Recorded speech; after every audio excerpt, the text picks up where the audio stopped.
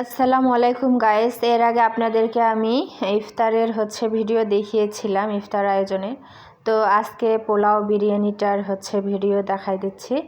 এটা আমার ফার্স্ট অভিজ্ঞতা যে আমি ডেকের সামনে দাঁড়িয়ে পোলাও বিরিয়ানির রান্নার হেল্প করেছি এবং দেখেছি। যাই হোক, আমার বাবার বাসায় ইফতারের আয়োজন ছিল, তো এখানে বুট বিরিয়ানির আয়োজন করা হয়েছিল। তো প্রথমে পেঁয়াজ আর যেটা গরম মশলা গোটা দেওয়া হয় সেটা দিয়ে ভেজে নিয়ে ব্রাউন কালার করে নিয়ে তারপরে বিরিয়ানি মশলা 2 প্যাকেট এখানে দিয়ে দিয়েছিলাম আমি। তো অভিজ্ঞতা এটাই যে এই প্রথম আমার বড় ভাই বাসায় রান্না করেছে, তাও আবার ডেকের মধ্যে। যাই হোক, ভালো করেছিল রান্নাটা, পেরেছিল, সাকসেস হয়েছে। তো এখানে মশলাটা তো জানেনই, ভালো করে ভেজে নিতে হবে। ভালো করে ভেজে নেওয়ার পর এখানে চাল দেওয়া হয়েছিল। এখানে চাল প্রায় 18 কেজির মতো রান্না করা হয়েছিল। তো চালটা তো প্রথমে জানেনই, তো ভালো করে ধুয়ে নিতে হবে। ধুয়ে নিয়ে তারপরে ডালার মধ্যে ছেঁকে নিতে হবে। তো এখানে চালটা ঢেলে দেওয়া হয়েছে। চালটা 18 কেজি হওয়াতে একটু নাড়তে কষ্ট হয়েছে মনে হয়। যাই হোক, চালটা ভালো করে তো ভেজে নিতে হবে। পোলা তো এমনি হাঁড়ির মধ্যে আমরা রান্না করি, সেটার অভিজ্ঞতা তো আমাদের গৃহিণীদের আছেই। তো ডেকের অভিজ্ঞতা আমার এর আগে ছিল না, তো আমার এবার অভিজ্ঞতা হয়ে গেছে। তো চালটা এখানে ভালো করে ভাজতে হবে যেন নিচে না লেগে যায়। তো পরিমাণ মতো পানি দিয়ে দিয়েছে। তো পোলায়ে তো অবশ্যই চালের থেকে ডাবল পরিমাণ পানি লাগে। তো আমি ডেকে রান্না করতে গিয়ে দেখলাম যে একটু পরিমাণে কমে পানি লাগে। যেহেতু অনেকগুলো চাল একসঙ্গে রান্না হয়, সেহেতু পানির পরিমাণ অল্প একটু কমে লাগে।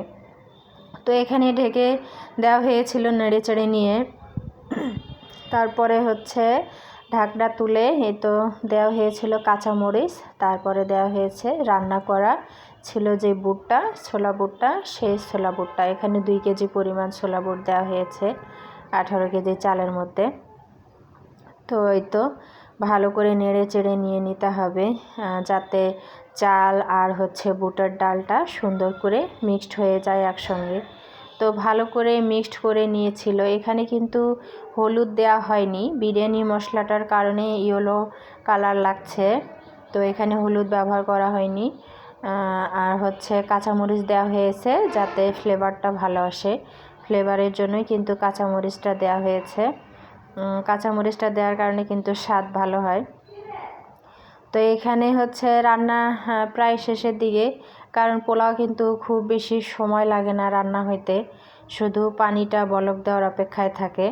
তো পানিটা বলক দিলেই কিন্তু পোলাও অনেকটাই হয়ে আসছে। দেখেন, পোলাওটা কিন্তু খেতে ভালো লেগেছিল।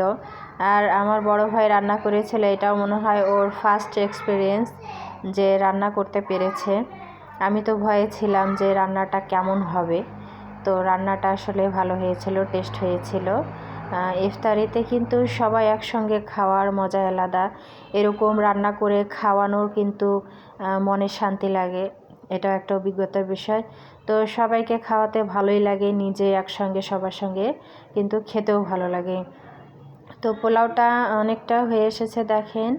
রান্নাটা অনেক টেস্ট হয়েছিল, খুবই ভালো হয়েছিল খেতে।